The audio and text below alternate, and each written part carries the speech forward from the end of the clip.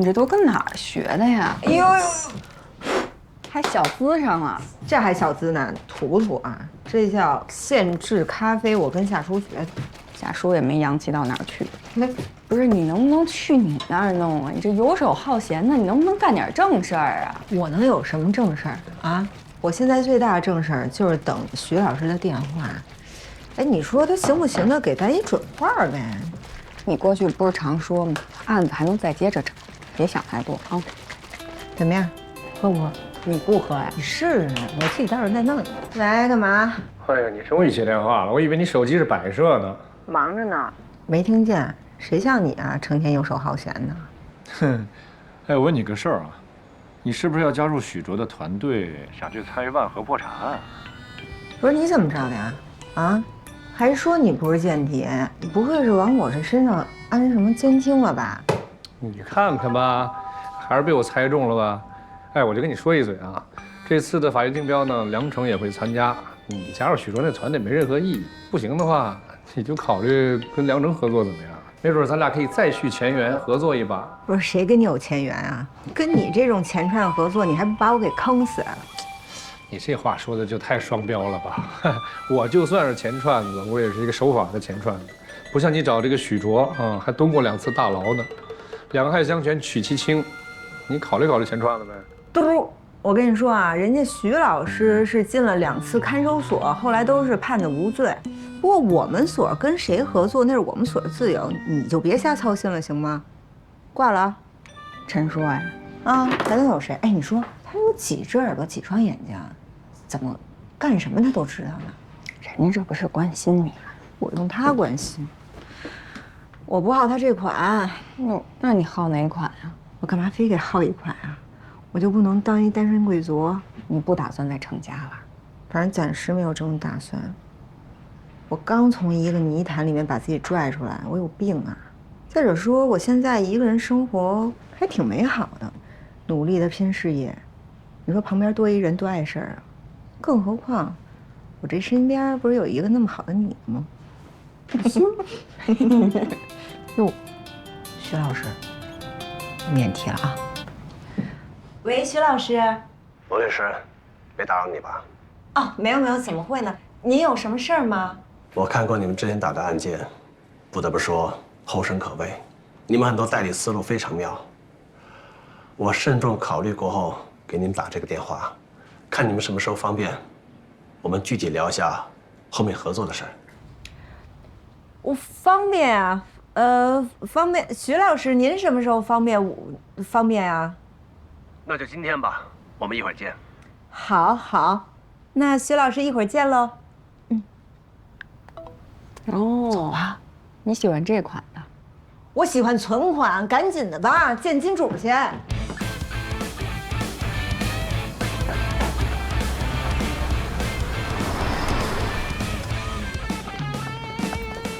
请问2位有预约吗？啊，我们跟张景文律师约好的，我们是英华律师事务所的律师。稍等一下，张律师，英华律师事务所的律师到了。哎，好，2位稍等一下。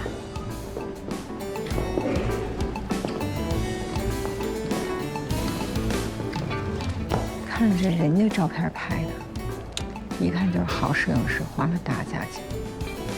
你再看这许律师，满面油光的，那说明挣着钱了。放心吧，以后咱也稳稳赢。罗律师、邱律师、张律师，徐老师在上面等你们呢，咱们上去吧。好好，谢了啊，小林。这边。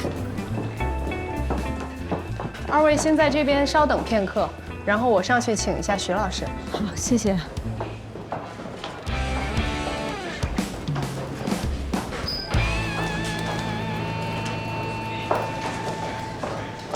哎，你看，人家这才叫律所呢。这么多员工，这未来咱们干大了啊，也请这么多员工。不能用请，要用雇。然后学人老韩啊，就压榨他们，压榨到一点油水都不剩。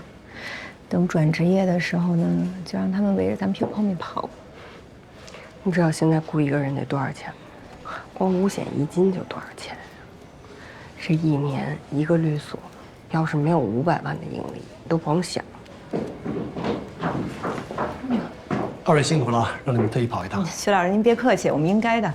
请上来吧。哎好。小生，倒里边水。好。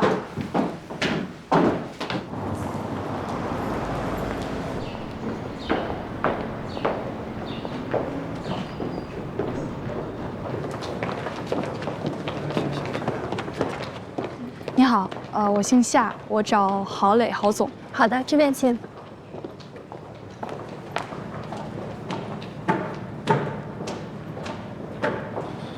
这是什么委托啊？干嘛接这破案子？哎呦，你来接的这什么案子？这种案子也敢接？王律师，这合同您再看看，毕竟之前我爸也给过你不少项目，是吧？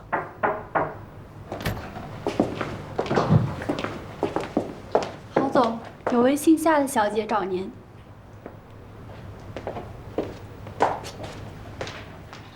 请问哪位是郝磊郝总啊？是我。您好，我叫夏舒，我是英华律师事务所的律师。我是张兰姐推荐过来的，她说您有法律事务需要帮助。郝总，这个协议我看了一下啊，这个条件我干不了，这个是我助理签的，没有经过我的允许。我要干的话，提成必须提到30%。王律师，这不都是咱们之前商量好的吗？之后的协议咱们再说优惠好吗？我现在的情况你也知道，确实挺难的。郝总，您挺难的，这年头咱们谁容易啊？一般的风险代理，我们提成也都是30%。您看看，再改改呢，还是我找您大伯小叔再谈谈。听郝董的。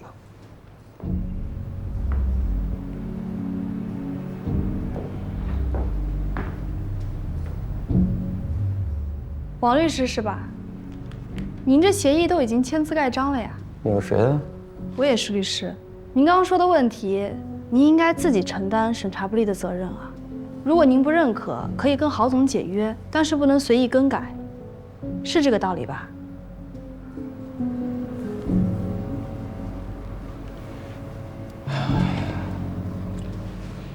郝总，咱们还是以后再谈吧。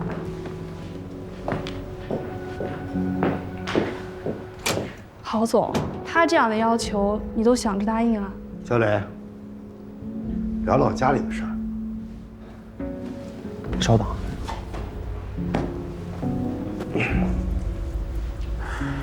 小磊，货全都发出去了，1分钱都没回来。这眼瞅着工人的工资都发不出去了，矿上都出事了，你知道吧？大伯，之前确实是我太缺乏经验，可是我现在不也找了律师，正在积极的去要吗？等过2天要回来一部分债务了，就可以发工资了。就算没要回来，我也会拿我自己的钱去贴补的。债哪有那么好要啊？说句不好听的话，你爸的身体就是被要债给拖垮的，他欠别人的，别人欠他的，一团乱麻，他都理不清楚，你能理清楚啊？哎，老三，别这么说小磊啊，他还是个孩子。要不这样吧，你呢，先找一个 MBA 去学一学，等我和你叔呢，把公司的这些烂摊子事儿都捋清楚了，就交给你，好吧？大哥，咱俩呀，就是操心的命，啊，二哥在的时候，咱替二哥抬轿子，二哥现在不在了，我们又替小磊抬轿子，怎么说话呢？一家人，咱们帮谁帮啊？大伯、小叔，你们也挺不容易的。你这样，从明天起，你们也就别去矿上，我去跟工人解释清楚。都是这么多年的老人了，我相信他们肯定能理解的。小磊，你不相信我们两个？新城是我们哥仨的心血，我和你叔不能眼睁睁地看着他垮下去。这样吧，股东会之前，那些坏账还要不回来，我看呢，这董事长的位置啊，再单论着啊。走，老三。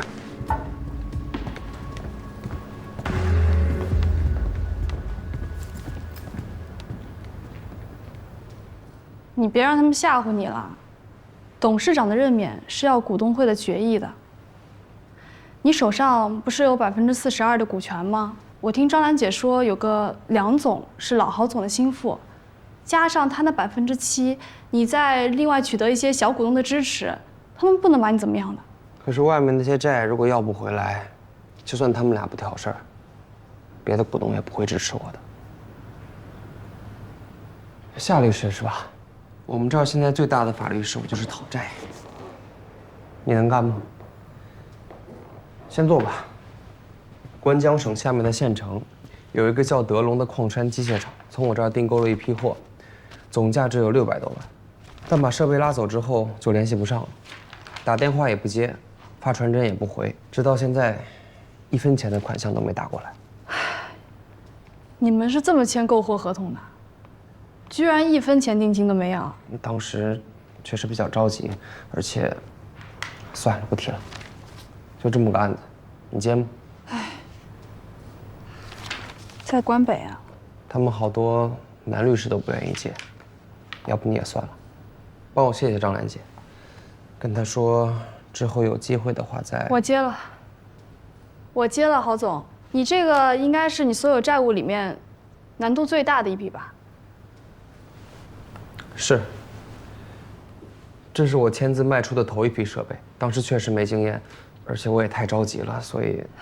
那提成我要30%，和刚刚那位律师一样。既然难度大，那报酬也应该多。他那是趁火打劫，再说了我也没答应，还是按照之前的15%走吧。那就20%。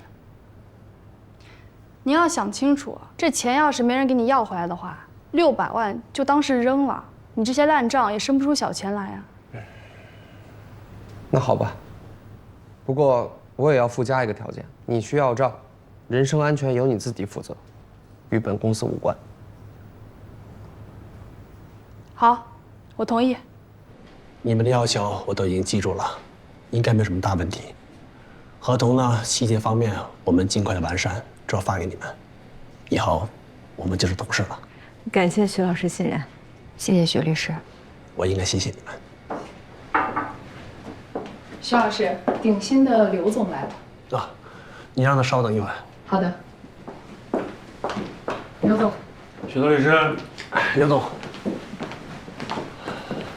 哎，我听说万和破产清算了。清算倒不一定，得看具体情况。徐律师，如果他们破产清算，我就倒霉了。我可是万和最大的债主，他们欠着我10来个亿呢。如果真的破产清算了，我还能拿回来多少钱呀？这样的话就不乐观了。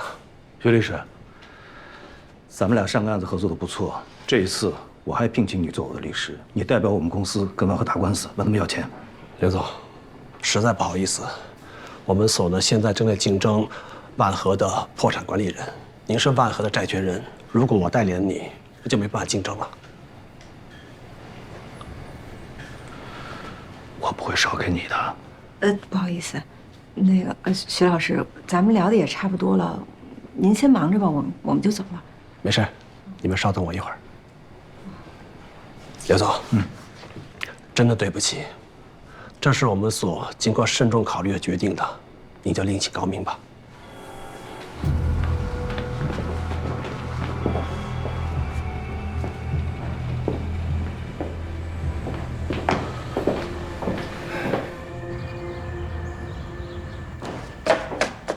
我觉得还是很有希望。罗姐、邱姐，你们去干什么了？徐老师邀请我们去面试去了，这次他特别认可我们。现在呢，就是等着他拟合同了。这以后你天天都能见着你偶像了啊！什么签名不签名的，随时想要随时有啊！太好了，合同还没签，你别把话说得太满。至少从利益分配的角度，许卓大概率会占我们的便宜。邱姐，你想的也太多了。徐老师亲自叫你们去面试，是因为他认可你们的能力。至于利益方面，徐老师不是计较钱的人，他是有理想的。罗姐，哎，我签了一个案子。哟，出息了！哎，秋华啊，看了吗？夏初开张了啊，人签了个案子，快把公章拿出来。不是，催收啊，这去哪儿啊？不远，关北。关北还不远呀？哎，你先看着，我去拿个东西。快来快来吧！啊，看看这夏叔脑子是不是瓦特了？这甲方是什么矿业集团？不是这什么县，我都没听说过这名儿。这还给个人安全自己负责，还全风险，所有费用自己出，这别到时候债要不回来，赔一大笔钱，人身安全还没保障。不行，咱们这个不能同意他啊，不能任由他的性子来。哎，如果万和那边的案子真让咱们参与了，那咱们所就一步迈向小康社会了。这种极难险重的活儿，咱们就不用干了。这想什么呢，夏叔？回来了，不能让他去。不是你干嘛去了？我去拿车票了，我着急买票没买着，找人帮我买的。你们这合同看怎么样了？要是没问题的话，我就盖章，盖完章给人家拿过去，就去车站了。太有问题了！你这是什么玩意儿？这接的？催债啊！标的600万，咱们所能提20%呢。咱们可是律师，咱以后的主战场是在法庭和案头上。这种要债催收的活儿，咱不能干。我这是依据合同约定合法催债，这不就是律师干的事儿吗？哎，这催债的故事你是没听过是吧？这有多少人能要得回来啊？而且你还是一小姑娘，你万一出了点什么事儿，你能为自己负责吗？再说了，许卓那边要谈妥了，咱们3个都忙不过来，你不用接这个。不行，我是想做我自己一个人的案子。可以呀，你可以做自己一个人的案子，但是哎，这个你能讨得回来吗？你就那么自信？那我既然去了，我就一定会讨回来的。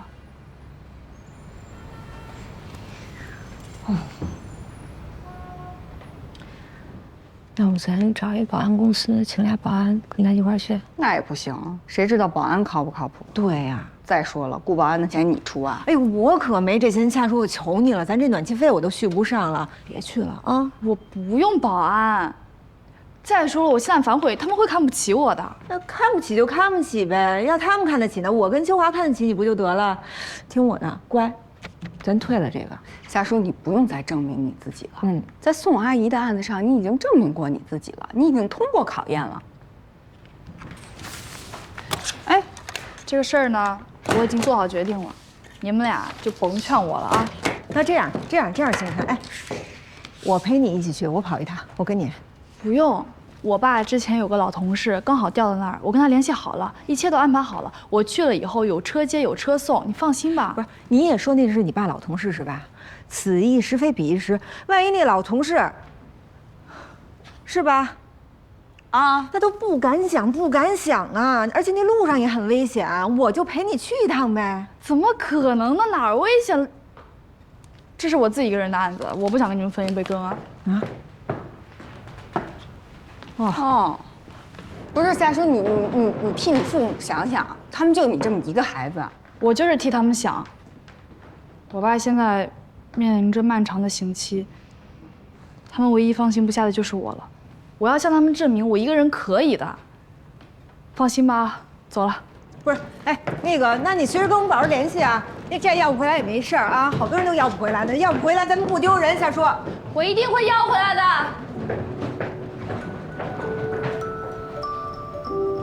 哎，秋华，我怎么觉得他这个劲儿起得这么猛，我有点不放心呢。是啊，咱们要不然查查，你还记得那集团叫什么来着吗？我记着。那个地址是什么关什么县，叫什么来着呀？真是。合同已经盖完章了，给你一份。真要去啊？说好了，人身安全问题你自己负责。你就这么怕担责啊？那你要怎么担起你爸的公司啊？走了。你说什么？说完了，准备履行合同吧。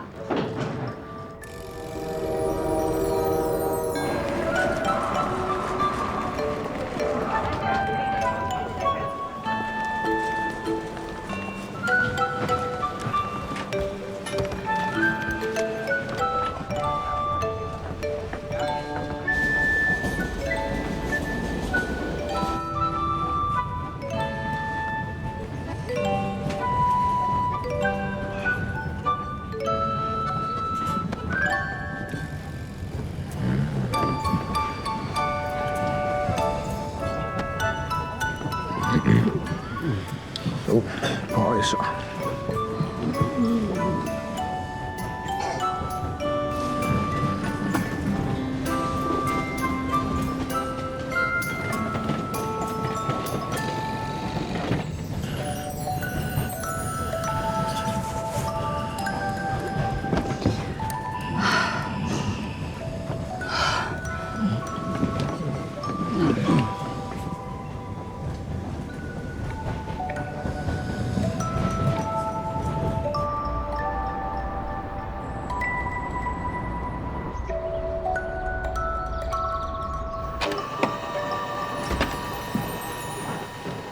早，来啦。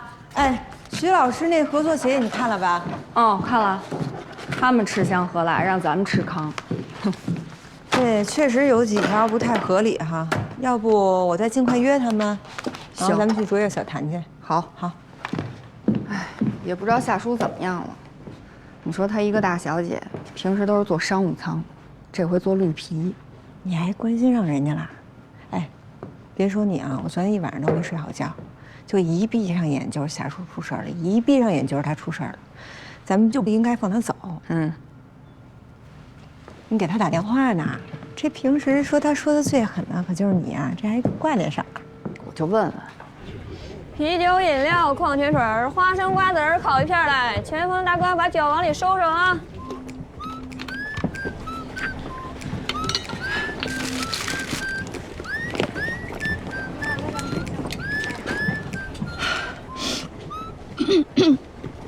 喂，喂，夏叔，你在哪儿呢？啊，秋姐，怎么了？我问你走到哪儿了？应该已经过山河关了。什么？山河关？给我。不是夏叔，你这是骑自行车去的是吗？这一夜了，坐什么车呀？这是？我没买到特快，买的慢车，见站就停。你放心吧，今天肯定就到了。行，哎，夏叔啊，我告诉你，接下来必须跟我们保持密切的联系啊，每2个小时打一次电话，不打电话我就报警了啊。没问题的，你放心吧啊，我挂了。2个小时，有点太过了吧？就这样。我还是有同伴的。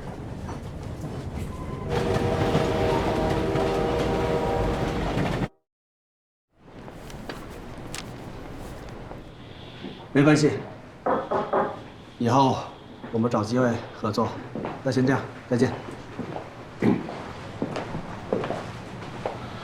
徐老师，有个消息可能对我们不利。什么消息？我法院的同学听说，法院接到了针对魏法官的举报信。就是那个主持万和案的魏法官，举报了什么？举报他在您的案件上枉法裁判，您明明有罪，他却判了无罪。当初合议庭一致判我无罪，这关他什么事儿？这肯定是竞争对手干的，想让魏法官在主持竞标的时候有所顾忌，不敢选我们。本来我们所就小，他要是想选我们的话，就要冒着被质疑的风险。这样一来，您觉得是谁干的？不用猜，我也知道是谁干的。这个案子我们必须拿下。薛老师，当务之急，我们要选一个让法院认可的合作方，让法院选择我们，变得顺理成章、理所当然。虽然我们跟英华所的2位律师约定了要合作，但英华所没有管理人资质，目前看来他们并不合适。有道理，我相信梅先生的眼光，也看到他们的实力。但是眼下我们需要大案子，做公益得有钱。这样，暂停和英华所的合作，继续联合方圆所，哪怕是让利让他们主攻，也要促成。您先去联系，联系好了，我亲自拜访。我明白了，徐老师。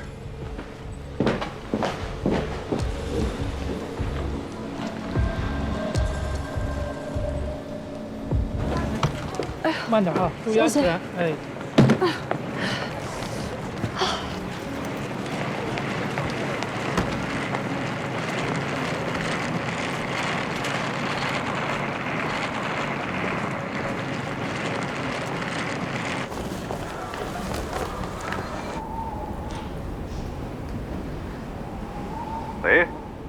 喂，您好，是星光宾馆吗？我在你们这儿订了房，我现在在车站呢，我该怎么过来呀？啊，打车呀，车站有蹦蹦车，你打他们车过来就行。老板，这大半夜的，30多公里的路程，我一个单身女孩，你们宾馆有没有接客人的车呀？没有。哎，那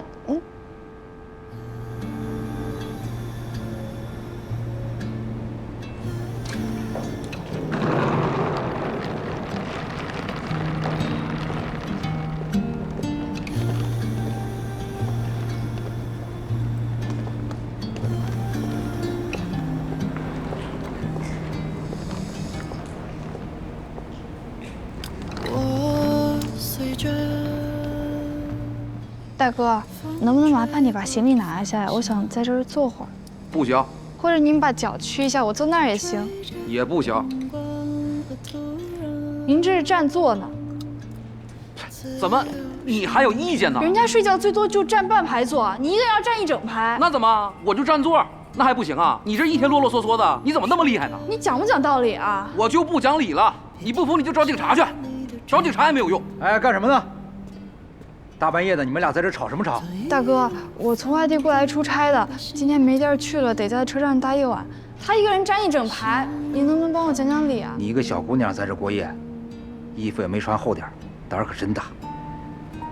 跟我过来吧。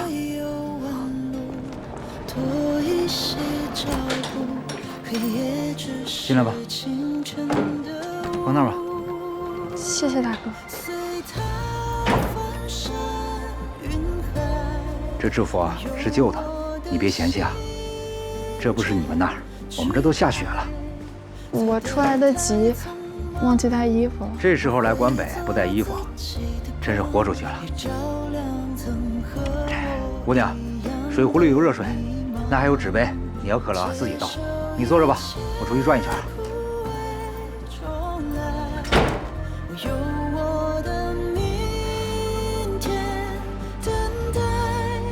会不慌不忙，做自己温柔的光，自由飘荡。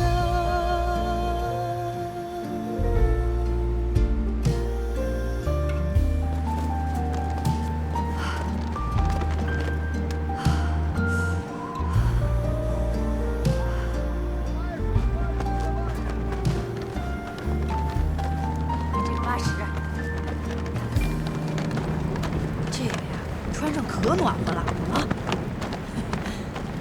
姑娘，看上哪件你试试。老板，你就给我挑件最厚的就行。啊，好。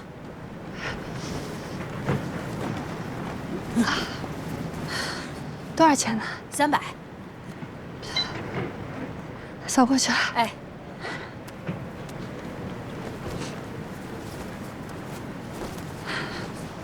谢谢。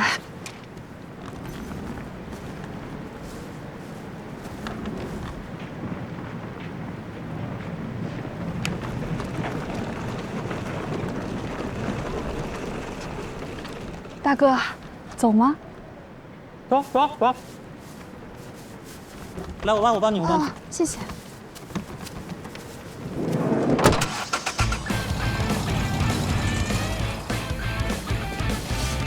大哥您好，请问您知道德龙矿山机械厂是在这儿吗？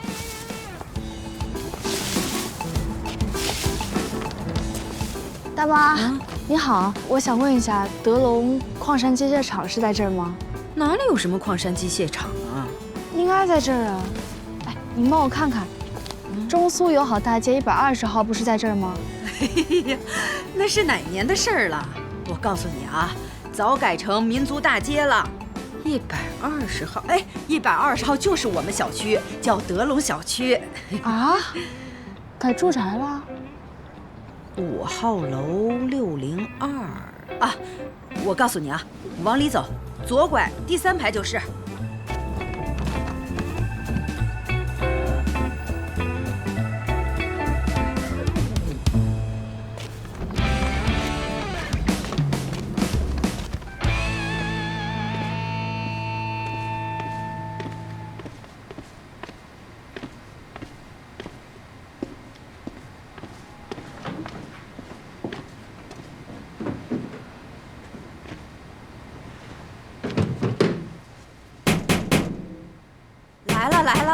来了，哟，姑娘，找谁呀？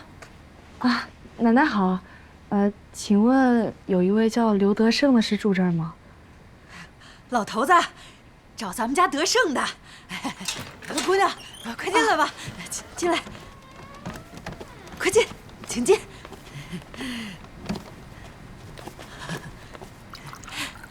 来，姑娘喝水。找我家德胜啊？啊，对，他不在家呀。那孩子呀，就没在家待过。你找他有啥事儿啊？奶奶，他是不是在矿山机械厂工作呀？是在那儿干了几天。找他有事儿？也没什么大事儿。奶奶，那他现在上哪儿去了？这我可说不准。昨天呢，回家冒了个头，就又出去了，咱也不知道他上哪儿去了。姑娘，你是他什么人呢？我，也不是他什么人，我就是。哦，我想起来了，前2天德胜回来说，他在外边谈了一个，是你呀？啊，他这么说呀？哎呀，老头子，我说什么来着？树大自然直，你看咱德胜多有眼光啊，找了这么好一姑娘。哎呀，姑娘，姓啥呀？家在哪儿啊？我姓夏，家在外地。奶奶，哎，你要真的是跟德胜那啥了，你可不能再叫我奶奶了，你得叫我大姨。大姨，我前2天跟德胜闹别扭了，他不理我就跑了，也不知道跑哪儿去了。大姨，我上哪儿能找着他呀？姑娘，我跟你说实话吧，他不是欠人家点钱吗？他不让我说他去哪儿了，他呀，押着一批货，去到内蒙古送货去了，昨天走的，估摸着呀，得10来天才能回来呢。啊，那他现在走到哪儿了？这个我可不知道。啊，大爷，他拉那批货开的是什么车呀？他租的是跑大货的老王家的车。老王家的吧？对，老王家的车。那您还记得车牌号是多少吗？哎，记可清楚了。真的？我拿笔记一下。好，您说。关 U 2323195。23195。还有一个呢？还有啊，那是关 U7571572。71572。谢谢姐，你记性真好。那我先走了，慢着点啊。好。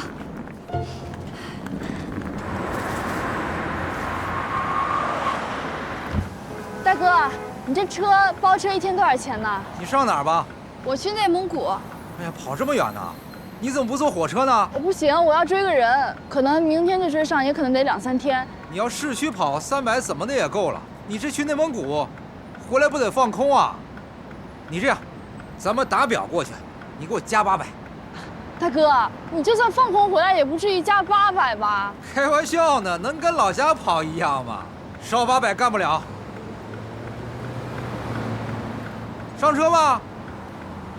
你走吧，走吧。你这样，妹子，天挺冷的，750。走。哎，这2个车牌号就是我要追的2辆大货。那个，咱们今天能开快点，明天就得开慢点了，得路上注意着，不能错过了啊。记住了。行。系好安全带。好，走了。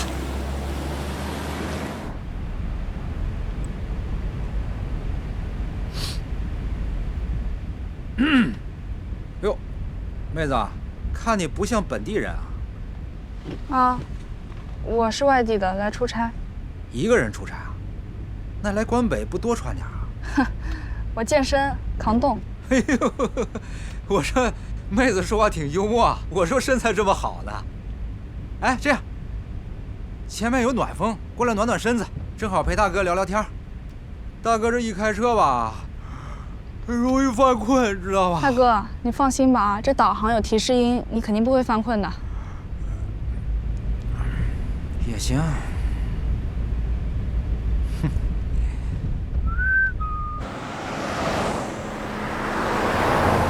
万和要破产的消息已经传出来了，那些债主，特别是那些交了钱还没见过货的小债权人都急了，到处维权。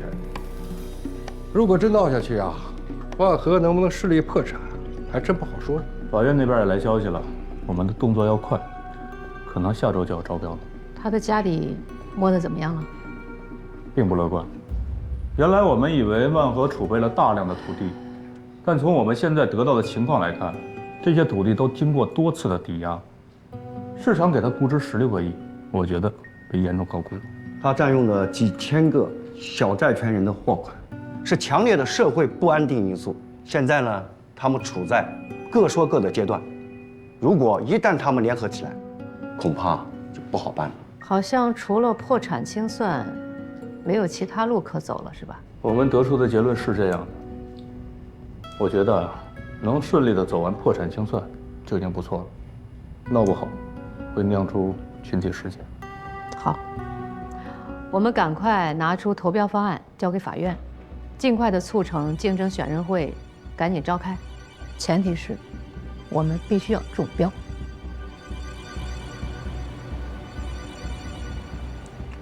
好像确实没有什么优良资产了，是吧？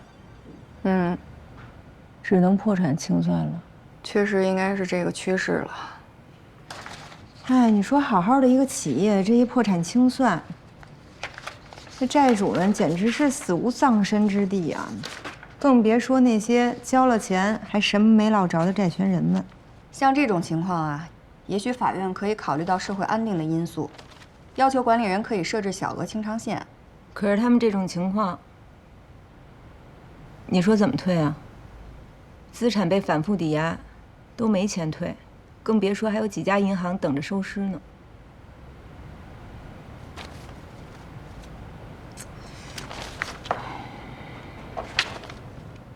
但我怎么觉得哪儿不对呀？哪儿不对啊？你想想啊，这万和从经营的最高峰走到今天，那肯定不是一天崩塌的，对吧？总得有个过程。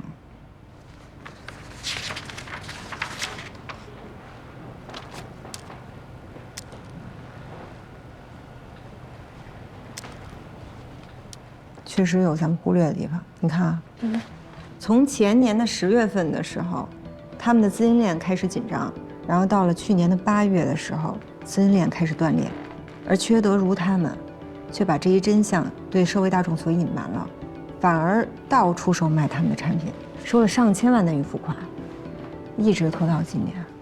那在这将近2年的时间里面，企业主对企业的前景肯定早有明确的判断了。那在这种情况下，难道他们就不会给自己留后路吗？你指的后路是什么呀？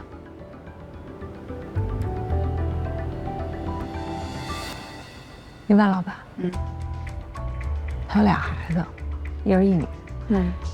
他女儿是从小就出国留学了，后来定居海外。但我觉得他那儿子特奇怪，他儿子本来是万和的副总，但是去年却以30岁高龄出国留学，而且是在美国上一所语言学校。那万老板本来想让他儿子接班的，那你说为什么会在企业这一步步面临破产的时候，就非要给他送出国呢？他如果想要保住他儿子的话，难道就不会给他留些钱吗？就算他留钱，他能留多少？再说这些钱也转移不到国外去啊。我们原来跟梅老师学习的时候，梅老师总提醒我们，打案子实际上打的是人。所以咱们是不是不能光盯着企业的数字啊，更应该盯着企业的人才对？那照你这么说，他还真的有可能把资产向他儿子转移，只不过是向外界隐瞒了。合乎逻辑的推论应该是这样的。不管他再怎么转移，也不可能和万和一点关系都没有吧？这样，咱们把近3年的，不，近5年跟他们公司发生过大额业务往来和非主营业务往来的企业情况都查一遍，给。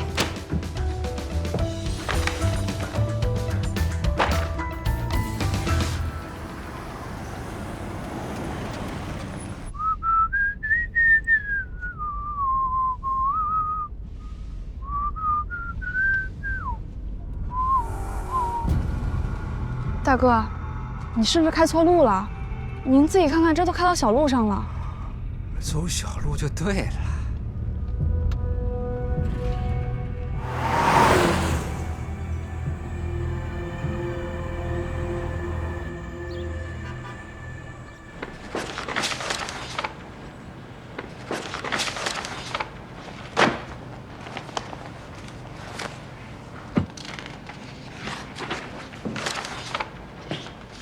秋华，这是万和转给信源的那块地，我觉得挺可疑的，是低价给的。咱们要不然去打听一下，没准就能摸清楚万和的资产情况了。正好咱们要跟卓越所谈合同了，万一要能查出点什么，对咱们谈判也有利。哎，这夏叔是不是从早上来过电话就没再打过电话呀？没有，他进城了，应该没问题了吧？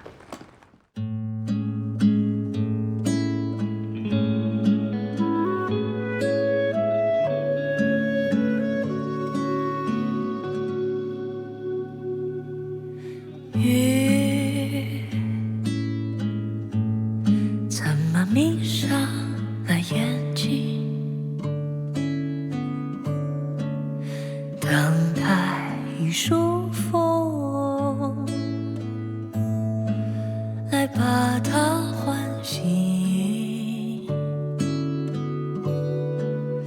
肩上的太阳和雨水的重量，它不曾提起。